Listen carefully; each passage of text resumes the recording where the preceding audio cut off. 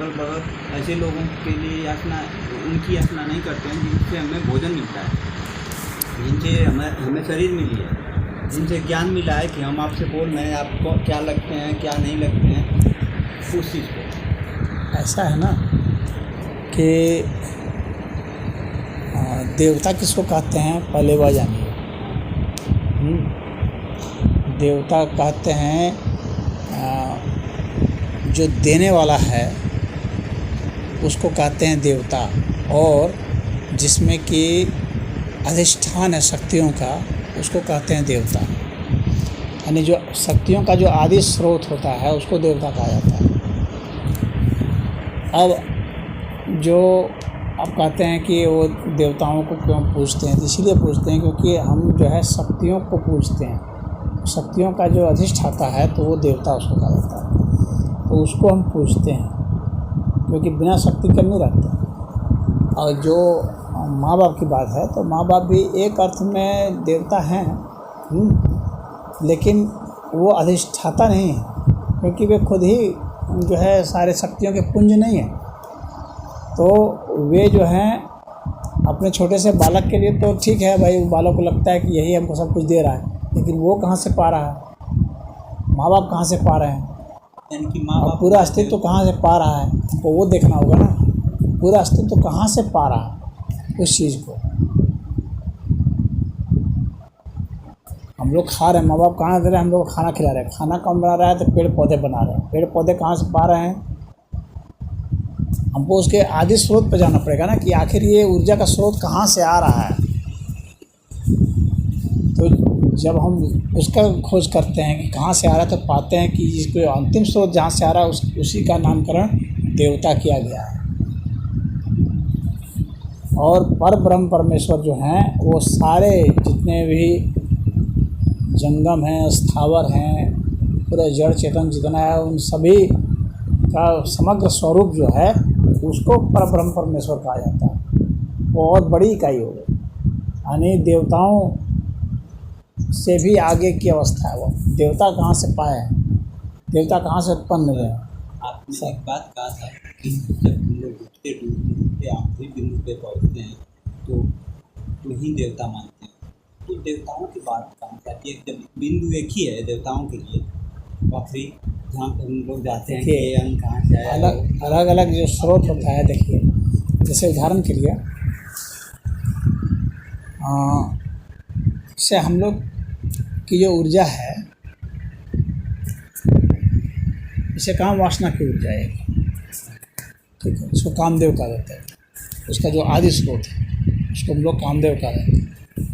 यानी काम शक्ति जहाँ से उत्पन्न है उसको कामदेव कहते हैं।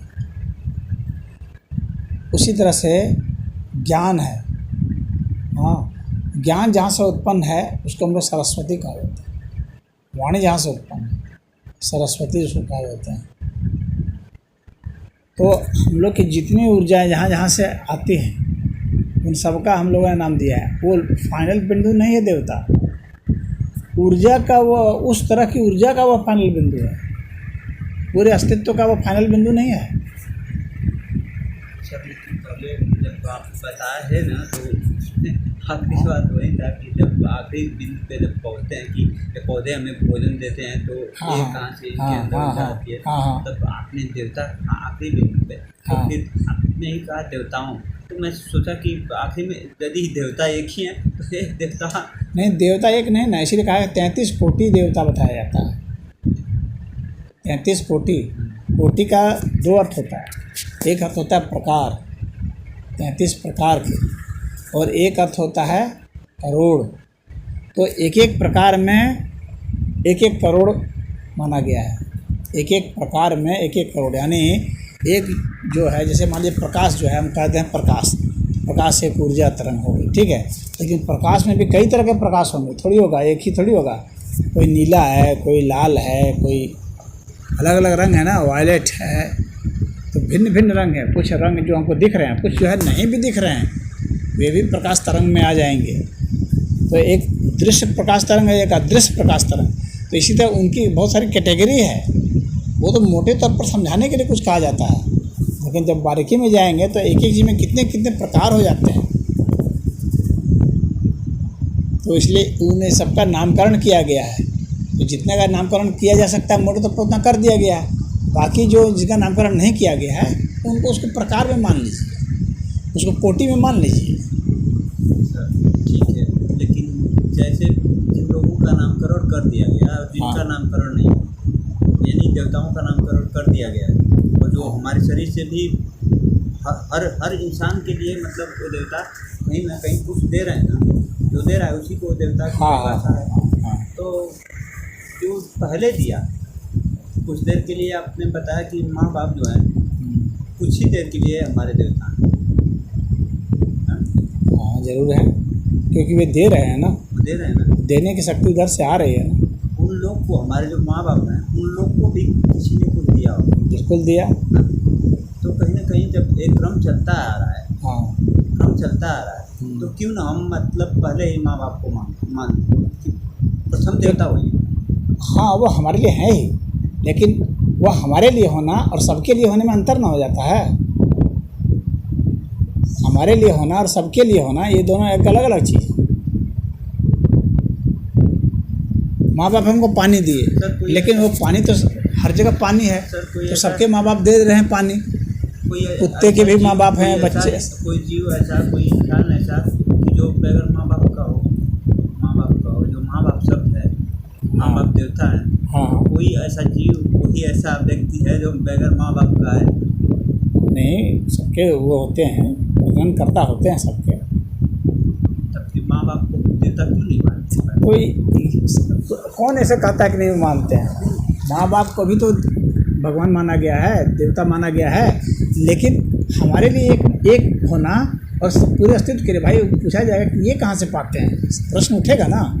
माँ बाप तो खुद ही मर जाते हैं, खुद ही वे जन्मे हैं, वे कहाँ से पाते हैं? हमको तो वह भी तो देखना पड़ेगा ना, ये पूरा अस्तित्व कहाँ से पा रहा है। सांस ले रहे हैं, हमारे माँ बाप भी सांस ले रहे हैं, जिससे जिंदा है, हम भी सांस ले रहे जिंदा है भाई। तो हवा तो उनका अधीन है नहीं ना, तब तो हवा के कारण वो जिंदा है, हवा के कारण हम जिंदा है। हवा भी तो एक देव है। हाँ तो वायुदेव कहा जाता है ना, जिसका अनुभव हमें साक्षात हो रहा है। हाँ जिसका अनुभव हमें साक्षात हो रहा है, हम उसके लिए कहें कि यही हमारे मतलब देव तुल्य, पिता तुल्य जो भी है, हाँ हाँ जो भी कह सकते हैं। यदि माने तो फिर तीसरा कौन है फिर, जिसको कि हम लोग मान लेते हैं कि वहाँ बैठे हैं, वहाँ बैठे हैं, तो फिर क्या? बैठे कहाँ, बैठे नहीं, उनको सर्वव्यापी कहा जाता है ना, परब्रह्म परमेश्वर को सर्वव्यापी कहा जाता है, बैठे नहीं है। जैसे हनुमान उनका कहना था, जैसे मैंने कहा कि भगवान जी का यहाँ स्थापना हुई है शिव जी की, उस मूर्ति शिव जी की प्रतिमा है, प्रतिमा की बात है, उन्होंने शिव जी की प्रतिमा है, प्रतिमा एक अलग चीज़ हो गई, शिव जी अलग चीज़ हो गई। आप हमारे 1000 फोटो ले लीजिए, लेकिन ये फोटो मैं तो नहीं ना हूँ, मेरा फोटो है, मेरा फोटो है, वही बात हो रही थी, इसलिए मैंने हैं वो मेरा फोटो है। लेकिन वह जो मेरा फोटो है वह कुछ अंश तो हमारा रख रहा है, तभी वो हमारी आकृति और हमारा संदेश दे रहा है।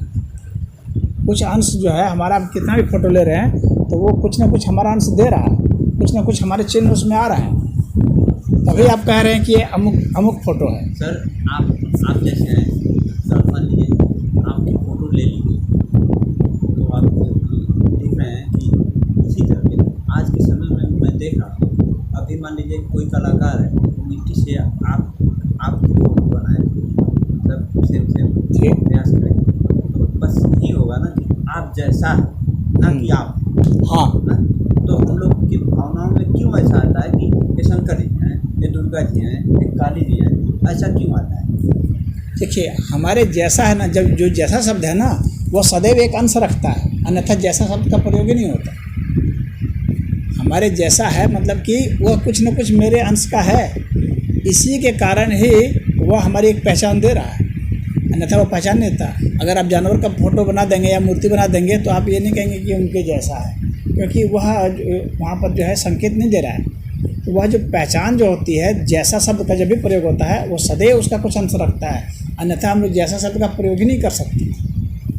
सर जो हम लोग की आँखें जो है ना, ये आँखें हैं जो किसी से देख करके समझते हैं कि एक किसके रूप में है, किसके रूप में नहीं है,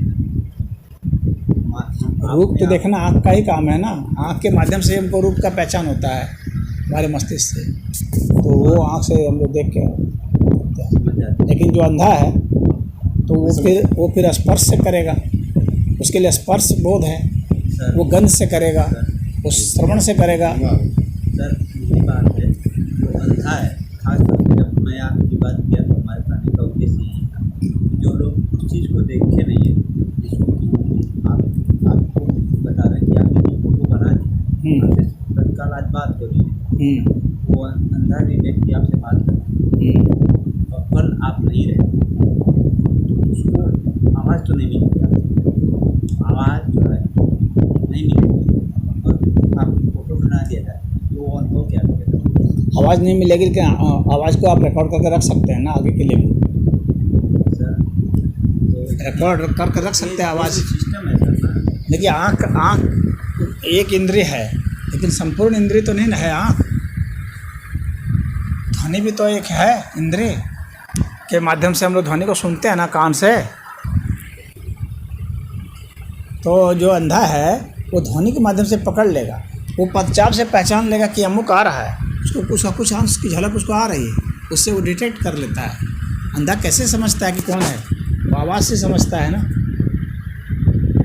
कि जब हम थोड़ा सा अपनी बात बताता हूँ सर, मैं थोड़ा कम पढ़ा लिखा हूँ, हमें क्या समझ में आता है उन लोग के बारे में कि जब उन लोग को उस स्थान पे जैसे देखे भी नहीं है और हम लोग मान लेते हैं, तो जैसे हम लोग अपने विचार से तो उसके भी जो मन में है कुछ आकृतियाँ बनती होंगी ना कि हम इस स्थान पे लाए गए हैं। जैसे बता दिया जाए कि शंकर जी का स्थान है, यहाँ पे हम लोग को चलना है, आप भी चलो। नहीं, अंधे को जो है आकृति बोध नहीं होता है।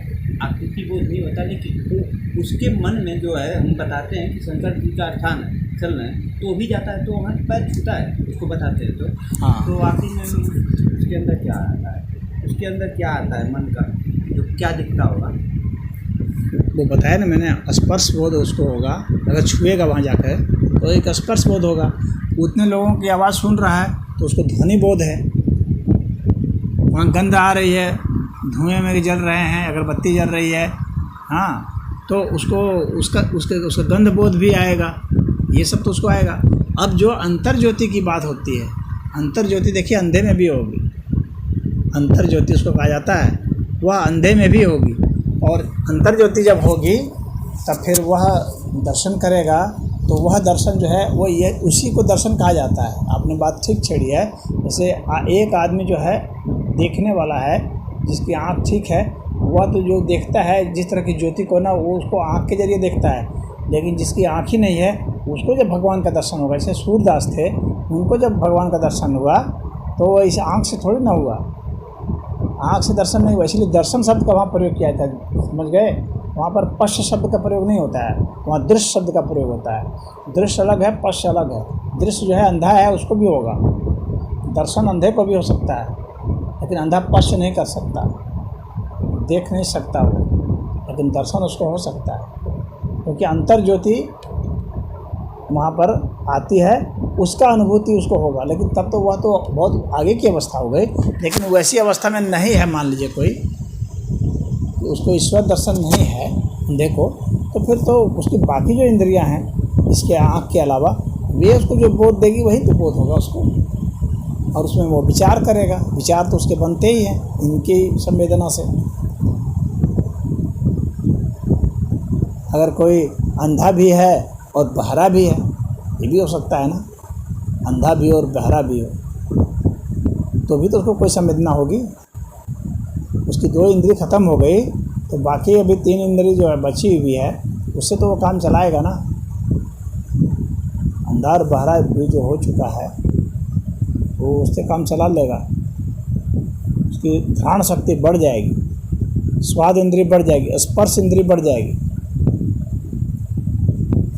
यानी सिर्फ स्पर्श मात्र से ही कोई व्यक्ति अगर आता है, तो जो अंधा भी है बहरा भी है, तो उसकी स्पर्श इंद्रिय इतनी तेज हो जाती है कि उससे ही वो समझ जाता है कि कोई है आसपास। उसको आभास होने लगता है कि कोई है आसपास, और वह आसपास कौन है तो वो समझने लगेगा कि यह व्यक्ति कौन है। जब उसका अपना करीबी है क्या है वो समझने लगेगा उससे, तो उसकी स्पर्श इंद्रिय आगे बढ़ जाती है। क्या ऐसा होता है कि जैसे मान लीजिए अपने यहाँ केंद्र भी भरा है तो उसकी जो इंद्रियाँ विकसित हो जाती है, विकसित हो जाती है, अन्य इंद्रिय विकसित हो जाती है। उस रूप में कन्वर्ट होकर के उसको बाकी बची हुई इंद्रिय को शक्तिशाली बनाती है या फिर वो ने शक्तिशाली बनाती है। अगर अभी हम लोग को सुनने की क्षमता जितनी ज़्यादा है, अगर और तो अगर हम लोग की आँख फोड़ दी जाए तो सुनने की क्षमता हम लोग की बढ़ जाएगी, हम लोग की ये इंद्रिय सचेत हो जाएगी और अब उसकी एकाग्रता भी बढ़ जाती है सुनने के संबंध में, आवाज़ ध्वनि के संबंध में। ऐसी अभी एकाग्रता नहीं, इसीलिए जब पृथ्वीराज चौहान जब गए थे सीखने के लिए जो शब्द भेदी बाण, तो ऐसे शब्द से वो चलाने की कोशिश करते कि कभी नहीं सफल हो रहे थे। लेकिन जब उनकी आंख बंद कर दी गई कि भाई आपकी आंख बंद कर दी जाती है, अब आपको अनुमान लगाना है कि ये ध्वनि किधर से आ रही है, कितनी दूर से आ रही है, कौन सी ध्वनि है, तो धीरे धीरे धीरे सचेत हो गए, तब वो शब्द भेदी बाण चलाना सीख गए। इसी तरह से नहीं हो सकता, आँख खुली रख करके आप शब्द भेदी बाण कभी नहीं चला सकते, आँख बंद करके ही चला सकते हैं, क्योंकि ध्वनि का तभी आपको जो है सटीक बोध होगा। हम लोग चश्मा लगाते हैं, हाँ, जब हम लोग चश्मा लगाते हैं तो कहीं ना कहीं ये क्या समझ में आता है कि हम लोग चश्मा से जब पढ़ रहे होते हैं, चश्मा हटाने के बाद यदि बात प्रयास किया तो संभव है पढ़ने का। चश्मा लगा आपने लगाया, हम भी लगाए, हाँ, तो हमें लगा देते चश्मा लगा के जब मैंने पढ़ने का आदत डाल दिया ना, तो थोड़ा सा हमें अब ये समझ में आया कुछ दिन तक तो हम पढ़ नहीं पा रहे, लेकिन जब चश्मा हटा दिया ना तो लग रहा है कि हम पहले की स्थिति में आ रहे हैं। ऐसा हो सकता है, होने का तो कुछ भी यहाँ हो सकता है, ऐसी बात नहीं है कि नहीं हो सकता है। बहुत लोग हैं जिनका चश्मा हटा है और कितना उसका यूज़ कर रहे हैं, और बहुत सारी विधियाँ हैं, जैसे त्राटक वगैरह हैं, ये सब है। उसके लिए समय है, कितना समय तक आपको करना पड़ेगा। हम ऐसा कुछ नहीं, सामान्य जैसे पहले थे वैसे ही रहते हैं, लेकिन हमें जो अनुभव हुआ कि चश्मा लगा करके जब पढ़ते थे ना तो उस समय समझ में आता था कि बहुत आराम से पढ़ ले रहे हैं, लेकिन बीच में जब अचानक चश्मा खो गया तो फिर मैं चश्मा लेने गया भी, और ऐसे ही मेहनत करते हैं थोड़ा सा धीरे धीरे रात को, मतलब रात को भी तो लाइट थोड़ा ज़्यादा रहती है ना, तो समझ में आता है। पहले ज़्यादा भी करते थे चश्मा लगाते थे, चश्मा का मतलब कि लाइट भी ज़्यादा नहीं करते थे, चश्मा लगाते थे, अब समझ में आता है कि लेकिन ज़्यादा कर देते हैं। आँख की इंद्रिय भी है, जैसे हम लोग की 2 आँख है, उदाहरण के लिए हम लोग की 2 आँख है। अगर कि देखिए होंगे कुछ लोग काना होते हैं, एक आँख रहती है, हम देखने के यानी दृश्य शक्ति तो उसमें है, देख तो रहा है वो, हाँ, लेकिन उसके बावजूद भी उसमें फॉल्ट आता है। एक आँख से जब आप देखेंगे तो कभी भी आपको 3D नहीं दिखेगी, 2D दिखेगी। 2 डायमेंशन दिखता है, 3 डायमेंशन नहीं दिखता है। आपको सटीक दूरी का अंदाज़ा नहीं लगा सकता एक आँख से, जान लीजिए। एक आँख से गहराई जो है आप नहीं देख सकते, उसकी गहराई जो होती है, एक लंबाई, चौड़ाई और गहराई होती है ना, तो गहराई का आपको सटीक अनुमान नहीं लगेगा एक आँख से। दूरी का मेरा यहाँ पर ये मतलब है, डिस्टेंस से मतलब नहीं है, गहराई से मेरा मतलब है। तो एक आँख से गहराई का आपको नहीं पता लगेगा, खाली लंबाई और चौड़ाई का पता लगेगा। और ये आप अपना प्रयोग भी कर सकते हैं एक आँख बंद करके। सर फिर जो लोग टारगेट तो वो दूरी के लिए है ना, गहराई के लिए नहीं है। आँख बंद करते हैं, तो वही तो कह रहा हूँ, वो दूरी के लिए ना, गहराई के लिए नहीं है ना। अब आप अपना एक आँख बंद कर लीजिए, उदाहरण के लिए एक आँख अपना बंद कर लीजिए और किसी आदमी को कहिए कि वो कुछ दूरी पर कुछ गिराए, समझ रहे हैं, कुछ दूरी पर कुछ गिराए, और वो जो दूरी है वो आप देख लीजिए कि ठीक है वहाँ से वो गिरा रहा है। हाँ, उसको आप कहिएगा हाँ ठीक है आप तुम यहाँ गिराओ, तो वो वहाँ गिरा देगा। मान लीजिए कोई चीज़ है, मान लीजिए कि यह है, ये जार है, मान लीजिए एक आदमी यहाँ बैठा हुआ है, उसको कहिए कि ठीक है और ले जा करके वहाँ पर कोई सिक्का है या कंकड़ है, कुछ भी है, ले जाके वहाँ पर गिराइए, तो वहाँ जाके गिरा देता है। अब 2 आँख से देख लिए, अब उसके बाद एक आँख बंद कर देगा, कहेगा कि अब आप हाथ को ले जाइए पीछे गिराइए। तो हो सकता है कि यहाँ से पहले ही थोड़ी दूरी पर वो कह दे कि हाँ गिरा दीजिए, अब आ गया उसके बराबर, तो यहाँ गिरेगा, 4 उंगल पहले ही गिरा देगा। तो उसको लग रहा है कि ठीक उसके ठीक ऊपर पहुंच चुका है, लेकिन नहीं, वो नहीं पहुंचा है। यानी गहराई का पता नहीं चलता है। ये वैज्ञानिक प्रमाण बता रहा हूँ, सही से अपने मन से नहीं बता रहा।